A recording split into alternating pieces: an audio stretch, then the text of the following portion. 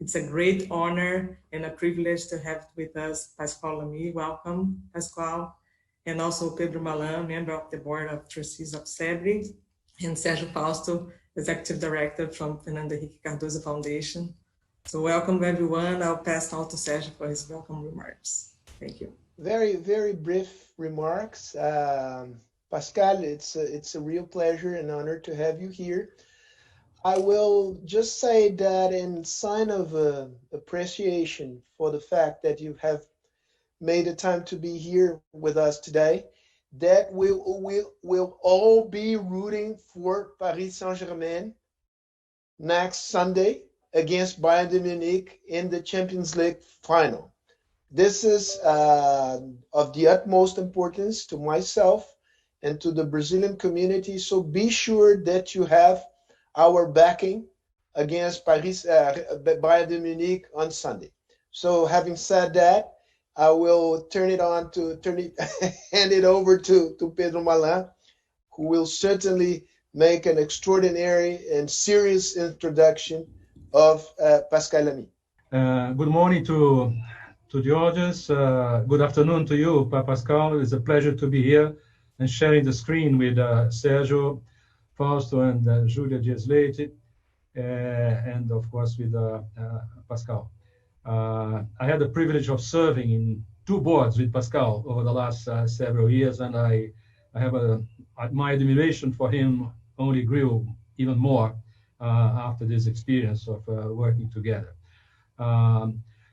Pascal's CV is a very, very long one, so I'll try to be brief because he prohibited to mention some things that I was intending to mention. So I was just going to say that our guest today became widely known throughout the whole world during his 8-year, 2 terms tenure as Director General of the World Trade Organization from September 2005 to September 2013. Pascal is today the chair of the Paris Peace Forum, a very important organization. He's the Emeritus President of the Jacques Delors Institute.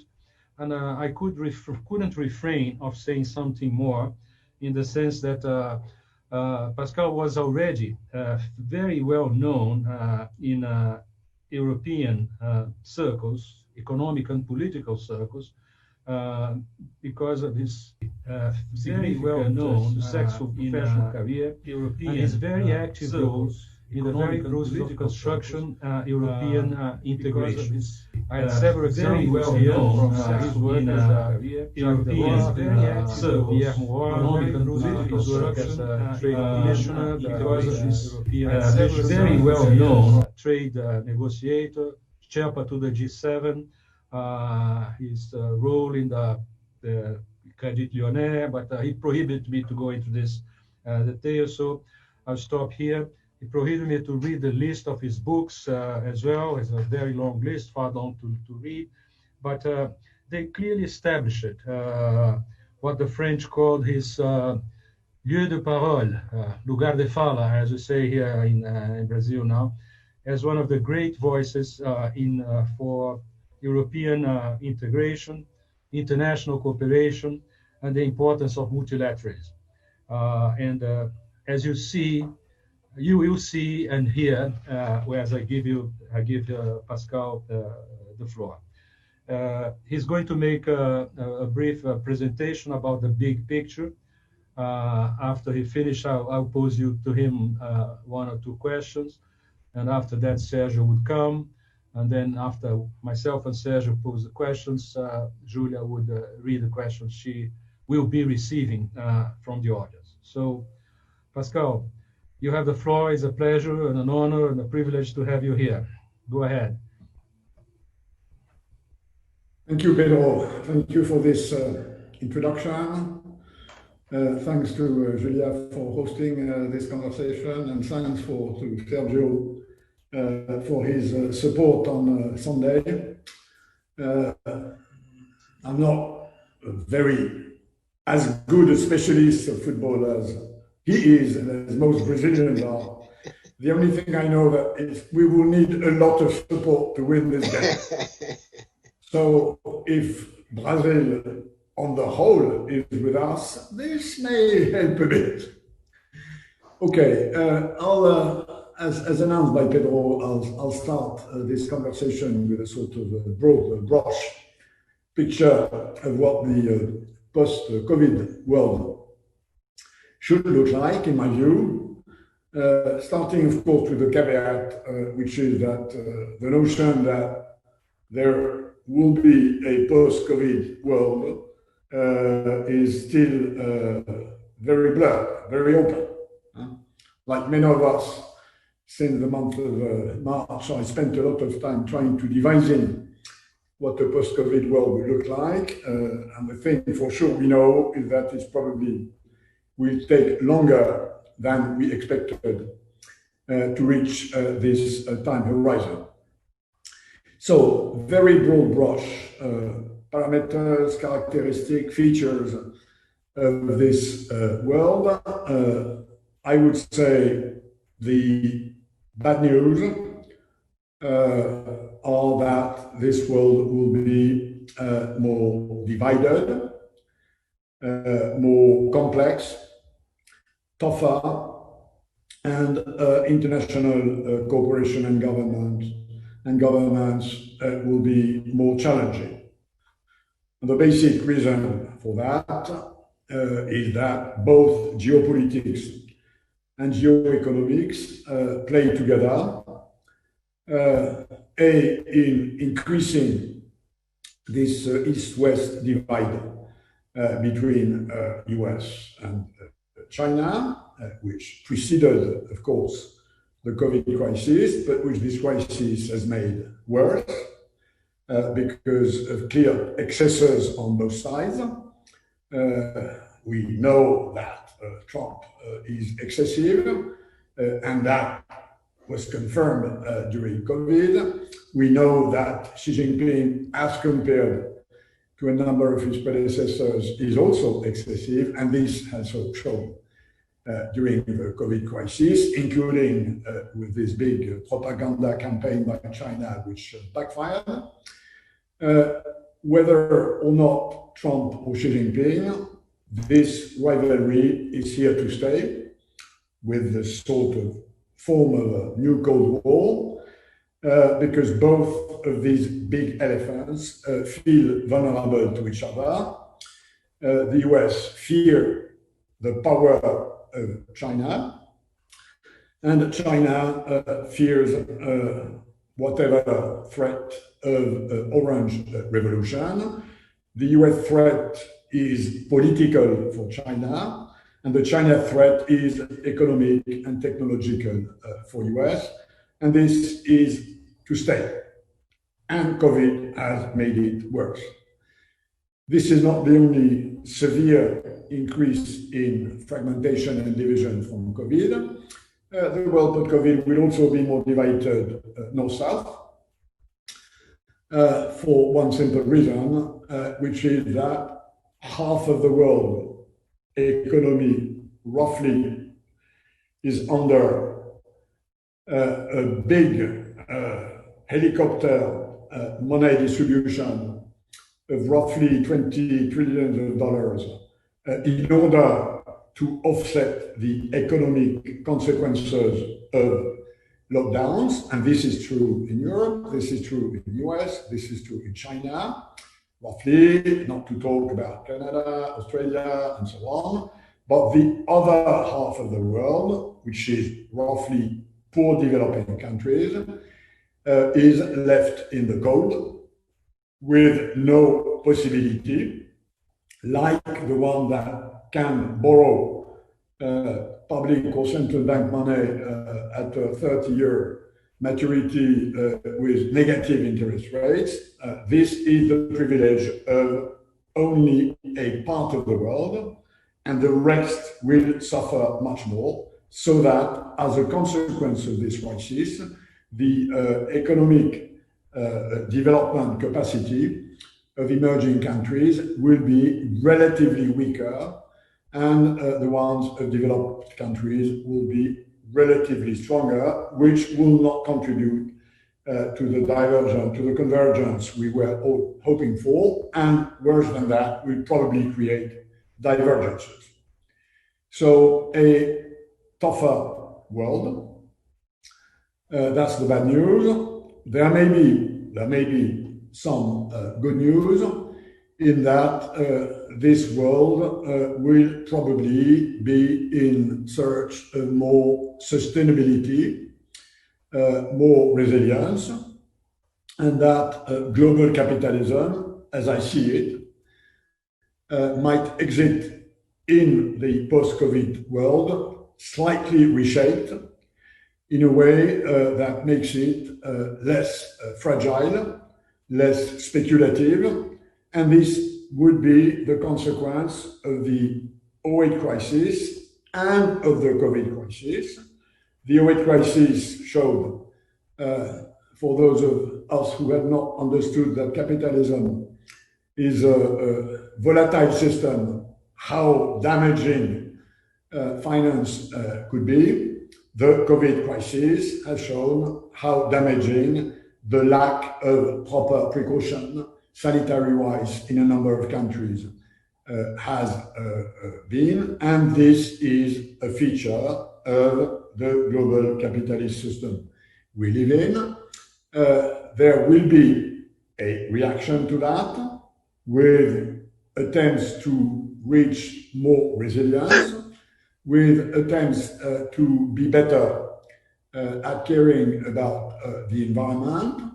Not that it is the direct cause of the sanitary crisis, but because behind the origin of the sanitary crisis, people have understood that there is something that has to do with the relationship between mankind and nature. And this will, in my view, probably lead to a form of global capitalism which will be more resilient and less efficient, more sustainable, less risky, probably more environmental friendly, but of course the other side of the coin being that it will be less efficient in the traditional way we measure growth and profitability, which of course will interact with this context of global lower growth, which I mentioned, which is maybe good news for the environment, but which will be bad news for social inequality reduction, which again is an issue we will have to live with on many continents. What will be the impact on the global trade scene? This is one of the questions we are discussing today. I think overall, this big picture will result in a more challenging context for keeping global trade open. For at least two reasons, and in fact, three reasons. The first reason is the impact of this massive state intervention in the economies, the 20 trillion of public and central bank money, which I already mentioned, and which cannot not have a heavily distortive effect on the playing field. This will seriously impact the relative competitiveness of a number of players in global trade. And as we all know, WTO disciplines about state aids are extremely weak, and this has been a problem for a long time. And of course, with such an enormous amount of public money, things will get worse. And re-leveling the playing field will be difficult and will take time. The second reason why the global trade scene will be more challenging is what I call the rise of precautionism. If you look at obstacle to trade globally, you have two kinds of obstacle to trade. The first one is what countries do to protect their domestic producers from foreign competition, and this is called protectionism. The second one is what countries do to protect their people from risks, and this is what I call precautionism. And I've said for some time already that the big problem of world trade regulation in the times to come will be less with protectionism and more with precautionism. And I think COVID will accelerate this move towards precautionism, which is protecting people from risks, safety, security, food, environment, health, and what have you. And of course, this is a much more complex field to regulate than protectionism. We've known to cope with protectionism for the last 20 centuries. It's about tariffs, it's about subsidies, it's about quantitative restrictions. You get rid of them and the job is done. We're not exactly there, but it's relatively simple. Leveling the playing field in terms of risks, precaution, is much more difficult because precaution, risk management is on a scale which is much more dependent on culture, on philosophy. It's a sort of scale between what's good and what's bad. And if you talk about GMOs or animal welfare or data protection, you have a much wider spectrum of collective preferences, which is difficult to address. And the third reason why the global trade scene will be more difficult and more challenging has to do with what I already said on geopolitics and geoeconomics.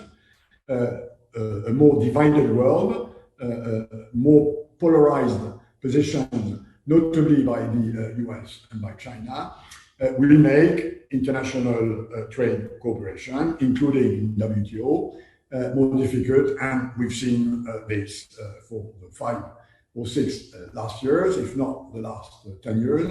So this is something which does not look good and which will necessitate a lot of efforts. Short word now about the EU position in all this. And I will very, very broadly tell you where I believe EU is going. On the global trade scene, it will slowly, too slowly for many of us, but rather consistently try to increase its international clout, not least to provide a sort of strong support to a multilateralism which is not in good shape following the US-China Cold War or trade spats. This is something which is rather new. The only area where EU so far has had serious international clout is trade, and the simple reason for that is it's the only area where it has a federalized, integrated, Brussels-run trade policy. This, as we know, is much less the case in other areas. But I think the COVID test has shown that the EU can cope with such a big shock as it did it in deciding on this big recovery package in July. And for all of us who are experts in EU integration, and PEDRO was kind enough to rank me among them, this is a rather positive development.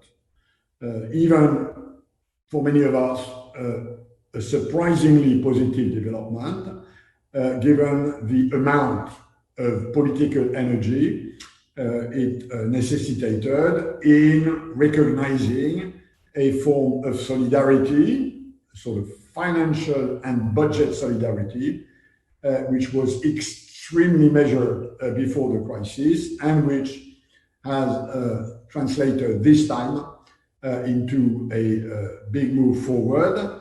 I would not go as far as saying, like some have said, that this is the Hamiltonian moment of the European Union. There's still a long way to go before the European Union becomes a sort of a federation, if this is the name of the game. But I think the EU integration will exit the COVID crisis in a relatively good shape, although lots of problems will remain in the implementation of this huge 750 billion recovery package. I think this is a positive development. Whether this concept, which has been forged on the occasion of the COVID crisis in Brussels, of quote, open strategic autonomy, unquote, whatever that means, in fact, that the EU is getting ready to be more autonomous from US and from China, or at least not to have to take sides systematically in this US-China fight, siding with US in some areas and siding with China in other areas. The notion that both US and China are rivals and partners, but depending on topics or depending on moments, this is a navigation which will lead the EU not to systematically take side, is, I think, what it means, but it is affected this open coefficient, not least because in many areas, the DNA of European integration is about openness. Openness to trade, openness to people, openness to capital, openness to goods, openness to services, and this will not change, although one clear feature of the EU policy in general, which will translate on the trade side, is that the EU will get more green. This was true before the COVID crisis. As you know, the president of the Commission that was elected after the last year's European elections made the notion of Green Deal the strategic backbone of the next mandate of the Commission for the next 5 years. The COVID crisis will accelerate this and lead to a higher speed to this transition. That's one thing. And of course, on the trade side, this will result in a greener EU trade policy, including with a border carbon adjustment. And those of you who are interested in this topic can look at a series of briefs which the Institut Jacques Delors in Brussels has started publishing last year, and which I co-author with the boss of the Institut Jacques Delors in Brussels, which is called Greening EU Trade Policy. And we've published a series of briefs on how this should and will happen, including very recently a full-fledged template of what a border carbon adjustment should look like. Final point on the big picture, which has to do with my role as chair of the Paris Peace Forum. What we believe, and when I say we, is both the French president and myself who launched this new approach to global governance in 2018. What we believe is that in this context, where international cooperation between states, between sovereigns, is more difficult, and this will remain the legal structure of the international system, we need other actors than governments, than diplomats, to enter, to engage, to support, to foster international cooperations. And this is about engaging companies, big academic institutions, think tanks, NGOs, cities, regions, on top of what diplomats do or do not do. And the reality is that, at least for the 10 or 15 last year, they haven't been able to do a lot.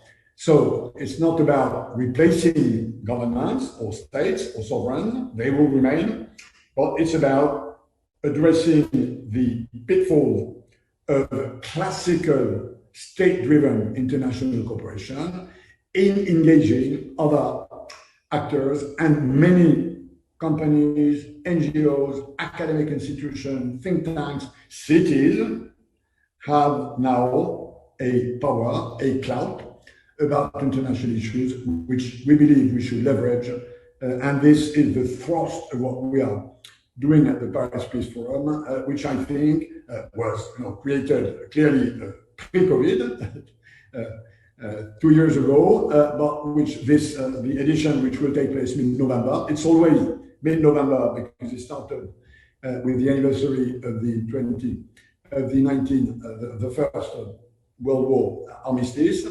So it's always, the event always takes place mid-November. And this year, it's precisely going to be on how to revive multilateralism after COVID, which is very near to our topic today. So those were my few, again, broad brush remarks to introduce our discussions. Time now for questions and answers as agreed.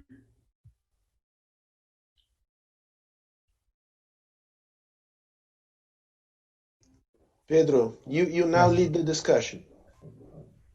Okay, I'm just getting in on mute. Pascal, thank you very much for an excellent presentation. I wish you luck to the program of the very ambitious but very important at the moment and needed of the Paris Peace Forum. You're absolutely right. There are some COVID and the world post-COVID, which is much more serious than it seemed at first sight, because its consequences are the consequences of the response and the reactions to it will be with us for some time, a long time. And I like especially your views that say what we have been learning with the economic crisis, the last one, 2008, 2009, and this one, which is far more serious. This will be a disastrous year. So millions of people would lose their jobs, are losing their jobs. Millions of firms would fail. Millions of savings would evaporate, and it will take some time for this reconstruction, so to speak. And there is a lesson there, which I think you emphasize, that we learn that the movements of the winds, the waters, climate, viruses, financial markets, they could be sometimes very disruptive, especially when they combine each other in certain moments of time. And there's a clear increasing demand for what you call the resilience, more sustainability. And you raise a very important questions about the extent to which this may affect the rates of growth and that we have been accustomed to observe in the past. So global growth, world trade was increasing twice the world growth for decades, elasticity of 2. The fall is very, very sharp now.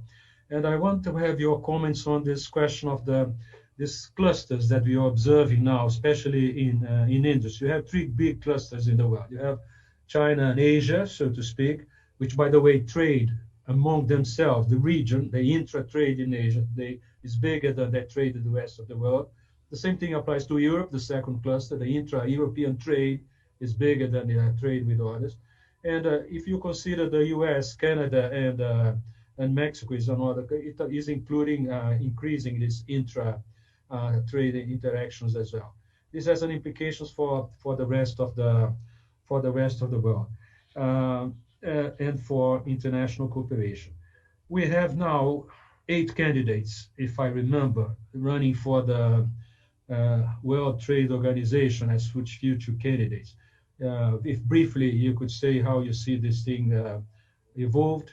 And I have two more specific questions. Now I don't want to speak too much, to talk too much. One is that are we in, Pascal, come December this year, just approaching, for a non-deal Brexit? And how do you see the implications of a non-deal Brexit? All this discussion about fisheries and rights of truck drivers, British truck drivers in Europe, is going nowhere. Somebody could say something briefly about this implications. Of course, there will be questions which I'll leave Julia to ask you about how do you see the U.S. relationship after the elections, whatever the outcome may be. Recalling that Trump destroyed the partnerships that the Obama administration was trying to build with the Trans-Pacific, with Europe, and the trade and investment partnership with Europe, the Paris Club Agreement, the prospects that you have of a new administration there, regaining these patterns of cooperation, alliances, NATO, and all that. If you care to comment briefly on that. And lastly, this weekend, Merkel is going to spend the weekend at Fort Brégançon with Macron in France. I think the last time this happened was when Helmut Kohl was there many decades ago. And I think that although I agree with you, the 750 billion euro package at current exchange rates is 900 billion US dollars. That's not a small thing. Was an important movement in the light of the previous refusal on the part of the Germans and others. So that you see this as an indication that in moments of crisis, Europe will try to make a new gradual step towards improving and consolidating the integration on which you yourself have invested so many decades since the 1950s. So I think that this is not a Hamiltonian moment in the sense that Hamilton took over all the debts of the 13 colonies after 1791, but it's an important movement out a package which has loans and grants and especially addressed to some more needed countries in the regions. I'm referring to Italy and Spain. So the first thing, I think you have this movement, and I hope this is a harbinger of things to come in the future if it is required. So if you comment on the specifics of these things that I mentioned, I would appreciate. Thank you. Okay, good.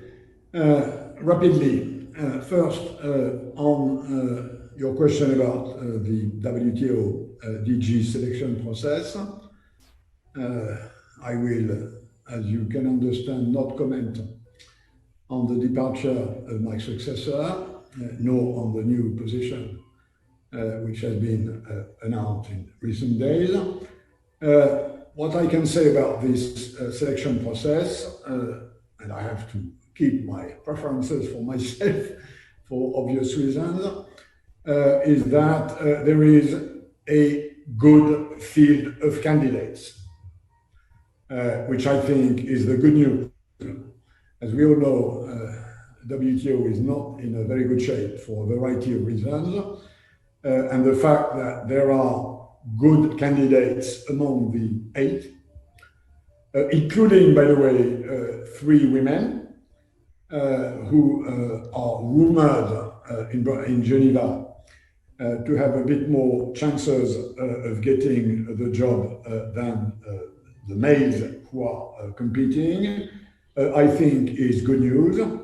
I think clearly in these tough times, the WTO needs somebody who has a lot of international experience, a lot of political experience, a lot of personal authority, although it is a member-driven organization and not a DG-driven organization. I have to remember that because when I transited from Brussels to Geneva, I was told I was leaving a member-driving organization in trade, which was the European Commission, to land in a member-driven organization, which is the case with WTO. and I can tell you, I can be very precise about what the difference is between being an EU Trade Commissioner and a DG of WTO. But let's say on this, there are chances for this selection process to lead to a good choice, which is what WTO undoubtedly needs. And the fact that the DG of WTO selection process is a reasonably rules-based one, something which does not result from dirty diplomatic combinations in some somber corridor with a dark horse coming at the last minute. The fact that this is done in the open, that you have to declare your candidate, you have to make your pitch, you have to campaign, there are several rounds of eliminations of candidates, is, I think, a feature, a model which many other international organizations could profitably emulate, in my view. Brexit. To put it very simply, Brexit is a British problem, period. The British people have decided 4 years ago that they would exit the European Union, which is the political decision. They simultaneously have decided they would exit the internal market of the Union, which is the economic decision. And they are now faced with the economic consequences of this political decision. The British, and I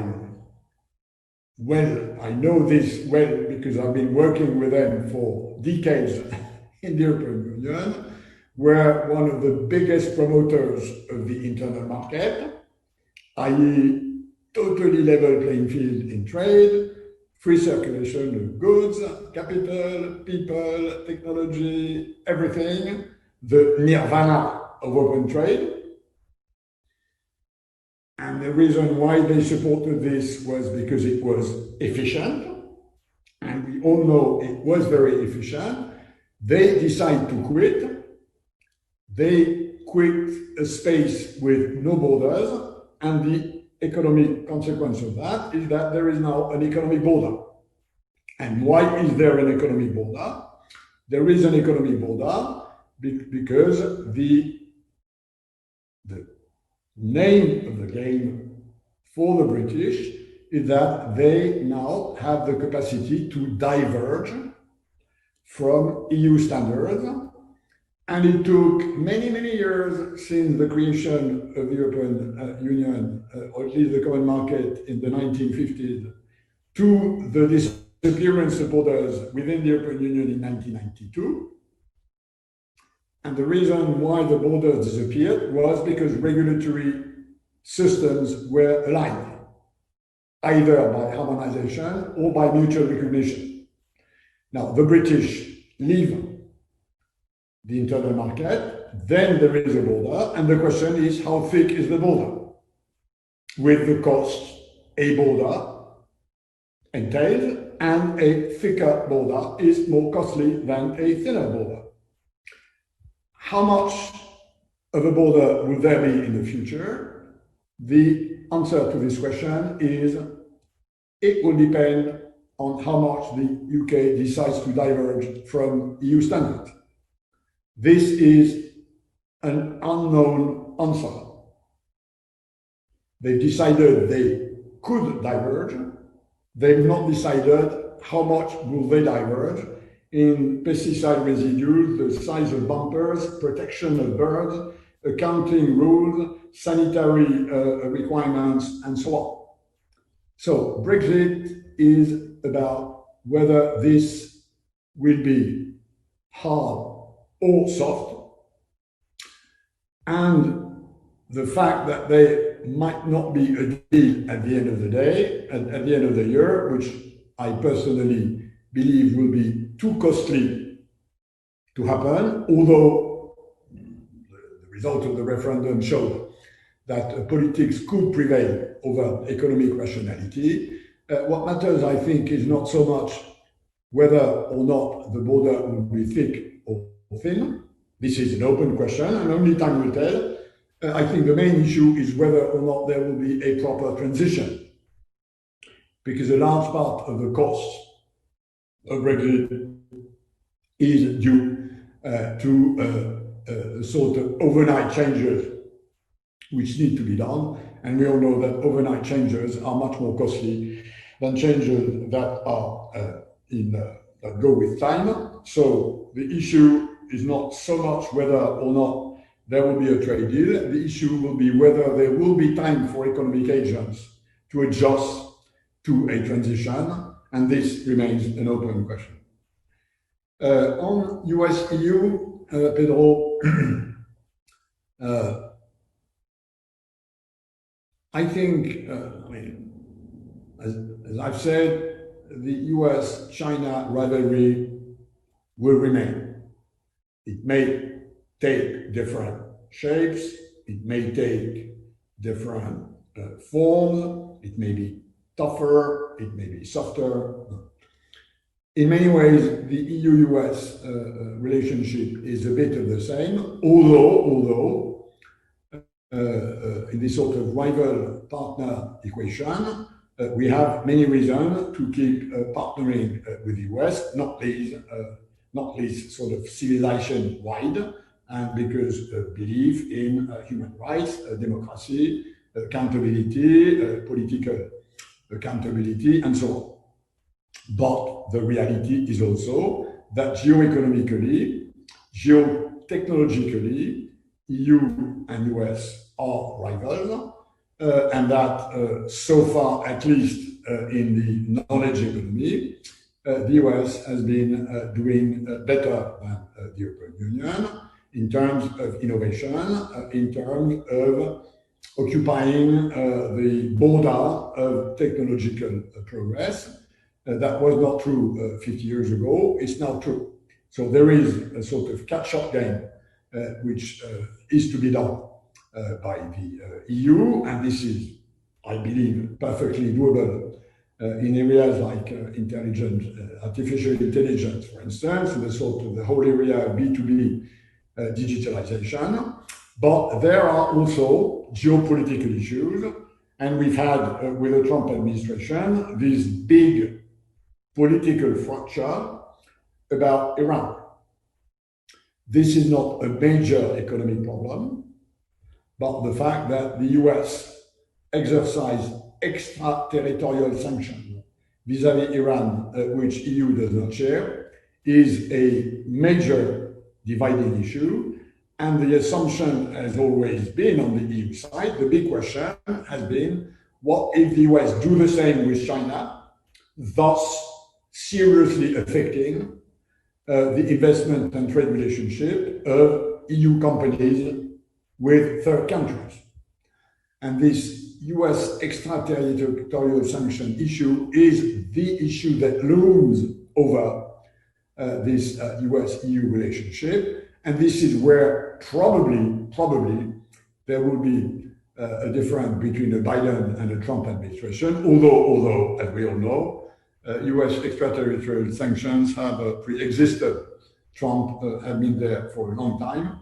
The problem being that if it's a sort of low noise game, things can keep moving.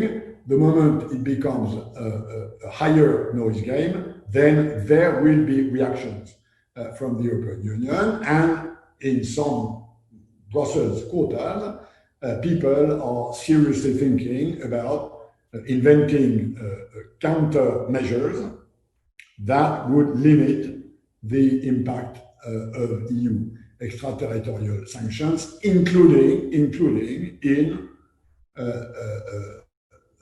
measures that would affect US companies operating in Europe. Finally, on your question about Europe and the COVID crisis, Pedro, the meeting between Macron and Merkel took place yesterday. And I think Sergio knows why it took place yesterday. They wanted to have this meeting before the PSG-Bayern football match, so that there would not be any interference and notably questions from the press on who should win. So they diplomatically put it just the week before this final. I think you're right, Pedro, that the July European Council deal on the recovery package is a clear change of gear on the German side. They have de facto accepted Euro bonds. Now, the price for that is that we should not call them Euro bonds. Okay, we will not call them Euro bonds because the Germans don't like this to be called Euro bonds. But the fact that the EU as an entity borrows 750 billion on international markets under its signature and with its rating is a big step forward.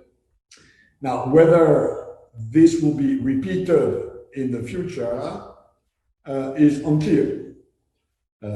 I deem that it is a big step forward. I am not sure there will be such a big step forward the next time we will need it, although I do believe that the EU integration process does not go back, but for Brexit. But Britain has always been a bit of a strange animal in the EU zoo. But I believe, to answer your question, that the EU integration process will keep moving. The question being not whether it will keep being moving or not. The question is how fast. And this is a big question in my view for the rest of the world because depending on whether the EU can or should stabilize, contribute to revamping, reshaping, reorganizing a better form of multilateralism will depend on whether or not it gains international clout. And as we know, this takes a long time. This is complex, but I think those of us who support European integration also support it because of the contribution it could or should make to a more dangerous world and a world in need of more international cooperation. And it's a reality that the European Union is a lab of international cooperation. As I've always said, and I've always been quoted in having said this, in my own professional experience, I've served in the French system of governance, which is solid. I've served in the world state governance at the WTO, which is gaseous, and I also served in the in-between space, which is Europe, which is liquid. And this liquid is a gaseous that tries to become a bit more solid, and I think this is how we should look at the future. Thank you very much, Pascal. Sergio, I give the floor to you. I have many questions myself. Some of them reflect the questions asked by the public, but I think Julia has a question, and I would like to give the floor to Julia now. Thank you, Sergio. Yeah, I have a question that you already talked a little bit about China and US. It comes from a member of CEBRI, José Antônio Nascimento Brito. And I'll read the question here. Is the dramatic deterioration in the relationship between China and the US irreversible due to a clear anti-Chinese public opinion in America? And what changes if Biden is elected, or has the relationship been framed by Trump in such a way that has become irreversible? So that's a question from Joseph. Can I piggyback on Julia's question and add another one which is related to the prior one? And my question is, how the dynamics of this increasing rivalry between China and the US can affect the very process of European integration that you've mentioned. That would be a relevant factor, or it is a negligible factor with regards to how the integration in Europe plays out in the coming future? Well, that's of course a very major question. On the first question, my own sense for what it's worth, and I mentioned it in my opening remarks, is that this US-China rivalry is here to stay for the next decades. So 10, 20, 30 years from now, this is the context we will have to live with. And the question is whether or not it takes a more confrontational shape or not. Confrontational in international relations is from a war of words, from diplomatic complications to the extreme, which is an armed conflict.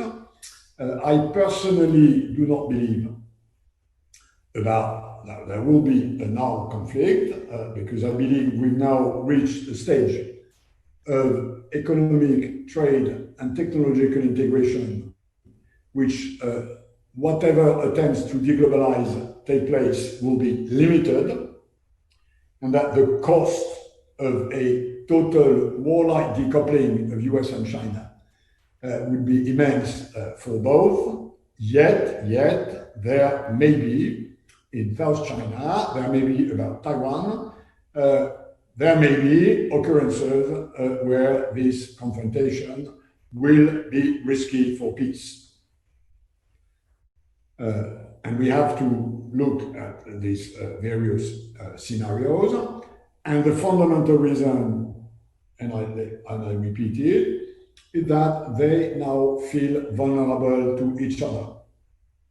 The Chinese leadership fears a political revolution, which will be triggered by foreigners, and the US fear that the dominance they've exercised on this planet since a bit more than a century will be at a cost for them, which they want to limit. Now, either Trump or Biden, this will not change.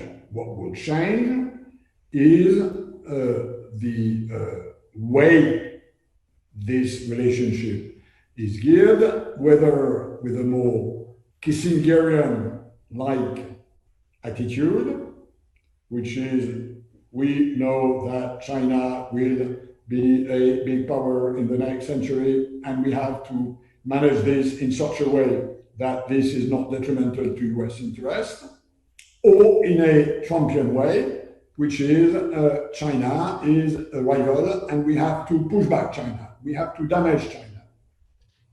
We have to hit China such as China's rise is impeded, such as the rise of China is stopped by the US. And of course, these are very different scenarios. So what will change with the Biden administration, and I'm among those who hope for a Biden administration for a variety of reasons, is that it probably will go with a sort of more Kissingerian style, although the fundamentals will not change. The sort of Thucydidean fundamentals will not change. On Sergio's question, my answer is clearly that this US-China rivalry is a sort of external boost to European integration. If you look at the support of EU public opinion in various EU countries to EU integration, the sort of medium long-term rate is 60+%. After the 2008 crisis, this support decreased to roughly 50 or 50 minus after the 2008 crisis. It's now back to a sort of 60 plus, and the various increases, when you look at the polls, have been thanks to Brexit, thanks to Trump, thanks to Erdogan, and thanks to Xi Jinping. This sort of notion that these are threats for the European Union, and by the way, this is a rather rational attitude. The whole of the crises which have hit the European Union for the last 15 years came from outside. Whether it's the 2008 crisis, which came from the US, whether it's COVID, which came from China, whether it's the refugees, which came from the Middle East, all these crises came from the outside. And this notion of sort of open strategic autonomy, which, as I said, was forged in recent months, is a sort of conceptual reaction to that, which means that the EU will want to have an autonomy of choices.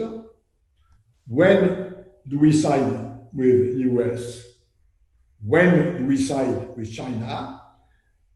According to our own values and interests, and not according to US pressures or Chinese pressures. And we have US pressures, and we have Chinese pressures. And this is an everyday reality. And I think this context, a sort of more divided, more fragmented, in a way more dangerous world, creates a feeling among Europeans that they better stick together. And at the end of the day, given the political system we have in Europe, whether EU integration will move forward or not is highly dependent on the support in public opinion about European integration. It may be more leader-driven or less leader-driven, and we clearly have with Macron, who's new in the job in a way, and Merkel, who's very old in the job. They both have good reasons to exercise leadership. Macron, because he's a deeply convicted European and he wants to move things. And Merkel, because she's on the way out and she wants to create, not least in the comparison which is inevitable with Helmut Kohl, a European legacy. So there are sometimes reasons where political leadership on the top may matter, but long, medium, and long term, what really gears the progress of Euro integration is support in public opinion, and external factors have already played a big role in this, and this is not the first time. Now, remember the roots of the creation of the euro. Now, the roots of the creation of the euro date from the reaction of European financial people, systems politicians to the deconnection between gold and the dollar in the 1970s. It's an external element that triggered the first notion that, given this international monetary system, and PEDRO is well aware of this, we'd better try and do something together. And that was the initial concept, which dated from the 70s, and that landed in 99 on the creation of the euro. So it's not the first time, but external factors do play a role. I have no doubt about this. All right. Pedro, can I carry on? Yes. Well, in the last 20 years, there has been a lot of expectation with regards to emerging markets catching up with developed countries sooner than later, based on the premise that by reforming their economies, opening up their economies, they will be benefited by accelerated growth of trade and investment flows internationally. Do you think this story still holds? You've described a post-COVID world of growing divergence between developed and developing countries. And in this context, I would like to address to one region and one country. How do you see the future of Latin America? And how do you see the future of Brazil in this broad context? Well, I believe this convergence, which you mentioned and which did take place, I mean, we roughly had a world economy growing, let's say, 3.5%, which is an average of 2.5 for the rich countries, 5 plus for poorer and emerging countries. This convergence will be slowed by the COVID crisis. Not least because of the huge amount of support which I mentioned, which will come for the rich economies and which is not available for poorer economies. Now, I will qualify my answer, Sergio, because the notion that there is something like a homogeneous group of emerging countries, I disagree. China is China, India is India, Brazil is Brazil, South Africa is South Africa, Mexico is Mexico, Turkey is Turkey. Of course, they have things in common, but the notion that this is a group that has a sort of common attitude is, in my view, absolutely wrong. Although for political reasons, it may have been seen useful or comfortable from time to time, there is nothing like a serious homogeneity. So, in order to answer your question, I think we have to distinguish country per country. China has its own course, India has its own course, and these are the two major elephants. Africa is still way from sort of normal average level of development. If you want Africa to 20 or 30 years from now to reach roughly the average of world GDP per head, you will need the African economy to grow by 10% per year for the next 10 or 30, 20 or 30 years. So this is a very specific case. And in the case of Latin America, I think Pedro said it all when he mentioned that this is a continent where the level of trade integration is extremely low. The only places where the level of trade integration is lower than Latin America is Africa and the Middle East, which, by the way, again, are not examples of thriving and comfortably, consistently moving economies. If you leave aside China and India, these economies will have been hit hard by the COVID crisis. This is the case for Brazil. This is the case for South Africa. This is the case for Egypt. This is the case for Turkey. This is the case for Mexico. Southeast Asian countries have been doing a bit better for a variety of reasons, which, by the way, are interesting, including countries like Vietnam, like Indonesia.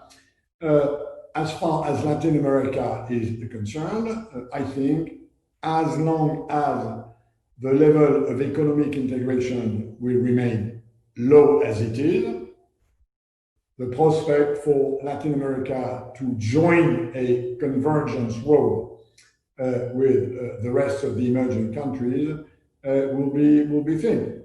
We have this divide in Latin America between the sort of Pacific Alliance, open trade, Chile and friends on the one side, and Brazil and Argentina on the other side.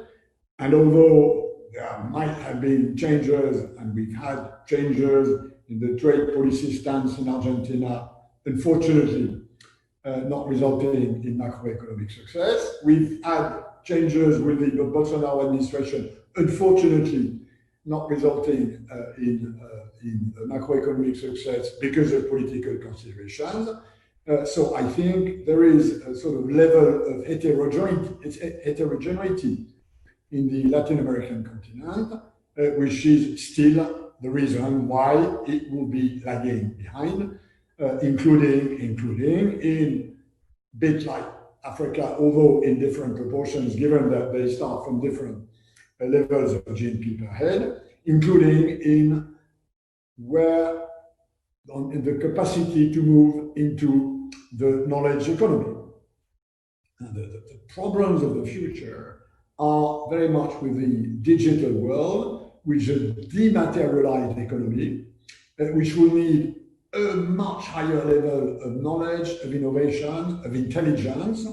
And this is a huge challenge for training brains. And this is true for us in Europe, and where we have to catch up with the US and to some extent with China is in increasing our innovation and our sort of knowledge economy navigation capacity.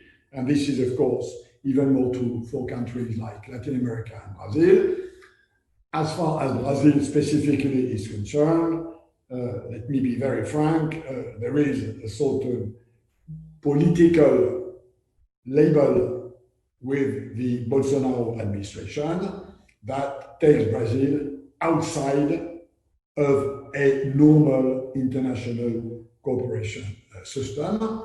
And we will see that, unfortunately, in Europe, with my expectation, and I'm afraid I'm not wrong, that, for instance, the Mercosur agreement will not be ratified anytime soon by the European Parliament because of the Brazilian stance on deforestation. This is the political impact it has, and on something like this, if I reason as a European, if I look at what people believe in different countries, if I look at where the majority in the European Parliament is, no way is going to be the case. And by the way, I just saw in today's press a declaration by the spokesperson of the German government, who basically said exactly what I just said. We would like this agreement to be ratified by parliaments, but we don't believe it's going to happen anytime soon. And this is, I'm afraid, one of the answers to Sergio's question. Whatever it means, and sorry for being undiplomatically frank, but those who know me know that I usually speak my mind. No, I thank you for your very comprehensive and honest question. You've answered your comprehensive and honest answer. You covered a lot of ground and asked and answered a lot of questions here from Jorge Arbache, ex-minister Luis Fernando Furlan. And now I think I'm afraid we're approaching the end of our meeting. So I would like to turn it to Julia. She still has one question. And then Pedro for concluding remarks and concluding pending questions. Julia. Okay, so last question here from Ambassador Graça Lima, who also says hi in his regards to you. His question is if you endorse the text of the Mercosur and European Union Agreement to be soon forward to the European Council, and if you believe the text will be approved. Also, Minister Furlan, as Sergio mentioned, he also asked the same question, and how long will take the agreement to be implemented, and if you suggest a roadmap. And they both say hi to you. Let me be frank. I support this agreement, and I took quite a lot of hit in the French press when I did support it at the time when it was signed. And my main argument was that this was the right way to keep Brazil on the right side on climate change and environment. This was the sort of hook that would help a Bolsonaro-driven Brazil for the moment to keep within the Paris Agreement and to keep moving in the direction of addressing climate change. This was my main argument in favor of the deal, and this is the reason why I believe it's not going to be ratified anytime soon, because this argument does not work. People say, look, you told us it would help keeping Brazil on what we Europeans believe is the right side, and look at what happens in the Amazon. It's exactly the contrary. So you are wrong. This is something we should not accept. And this is why I keep supporting the deal, but I do not believe it's going to be ratified anytime soon. The notion that after European elections that took place last year, which basically greened the European Parliament, big side, this would be ratified in Brussels or in Strasbourg, no way. And by the way, among my various caps and engagements, I belong to the board of the European Climate Foundation, and we work a lot with Brazilian friends, including on addressing climate change issues, and there are still quite vibrant civil society organizations in Brazil, and we have discussions with them, which are very difficult because they tell us, we understand your problem, and we understand why you will not support, for the moment, ratifying this, but please, on the other side, do not drop the line. Because if you drop the line, we lose leverage vis-à-vis the Brazilian government. If EU says this Mercosur agreement is dead, we are lost in the sort of leverage which we try to exercise vis-à-vis the Brazilian government. So it's a very complex game. And my attitude, including within our deliberation in the European Climate Foundation, is we have to keep supporting the deal while not recommending its ratification for the moment, given what's happening in the Brazilian forest. And by the way, as we all know, and I'm sure Luis Roland and Gracia Lima will agree with me, it goes much beyond the question of whether rainforest is destroyed in the Amazon. It has to do a lot to do with soja, it has to do a lot with animal feed, it has to do a lot to do with areas which in Brazil or Argentina, by the way, or elsewhere, go way beyond the Amazonian forest. But on this, I think it's a good agreement which will not be ratified anytime soon unless Brazil changes its stance. Pedro. Conclude? Yeah, conclude. Basically concluding remarks. Okay. Pascal, thank you very much indeed. I think it was an excellent presentation and very good replies to the questions you received. It's always a pleasure to listen to you. There are 2 points I would like to make which are relevant to our discussion here in Brazil. One is the fact that you seem to imply, like many others analyzing the world scene, is that we are in for a period of, as far as global growth and global trade is concerned, for a longer period than originally anticipated. And this has implications for some more divided world, more challenging, more dividing both across east-west and north-south, with the serious implications for the catching up hopes and expectations of the the developing world, which is heterogeneous, of course, but many in the developing world, that the distance between the levels of income per head and levels of life style and patterns of income distribution and welfare could be reduced over time. The task is much harder now, has become much harder with COVID, and we know that other things like that will happen in the future as climate change emerged as a major issue to be addressed. And I would end up with an observation you made about Europe, which I think is very relevant for us here in Brazil and in the region, which is the following. You noted that the spirit that led to European integration was the reaction for two big wars in the continent in less than 30 years. So we cannot go on living like that. So that we started with a coal and steel community agreement immediately after the war, and building up over time, despite many adversities, building up to the point that you reach the current situation. But I like especially two observations you made. First of all, the external difficulties emanating from sometimes from relationships with other countries, which I will name them, but the external difficulties reinforce the need to try to move ahead with European integration successfully, I would say.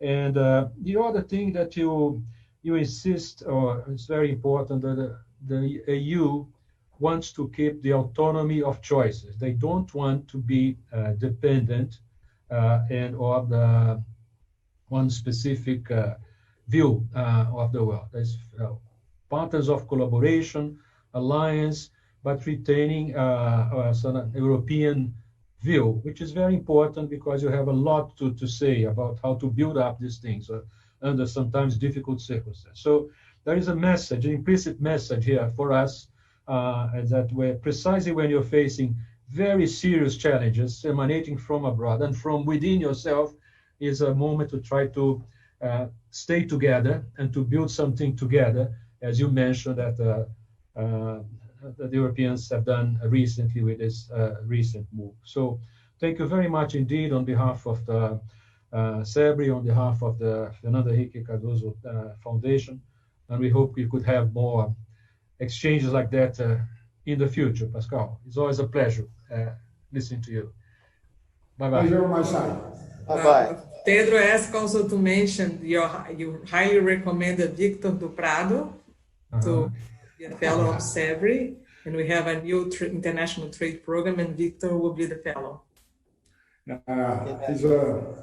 As you know, Victor was one of my choices as deputy head of my cabinet. He was the deputy to the person who now is the Spanish foreign minister. So he has a brilliant career ahead of him, after all, and he's an extremely good guy, a perfect product of what Itamaraty used to produce the best. And he's remained a very close friend of mine. So a guy I have in extremely high regard, and I think the WTO is lucky to have a guy like him in its governing team. All right, and then a final statement. Allez, Paris Saint-Germain, allez. Okay, I will transmit this. Bye-bye, Pascal. Bye-bye. Bye-bye. Okay. Bye-bye. Thank you again. Bye. Thank you, bye-bye. Bye. Bye all.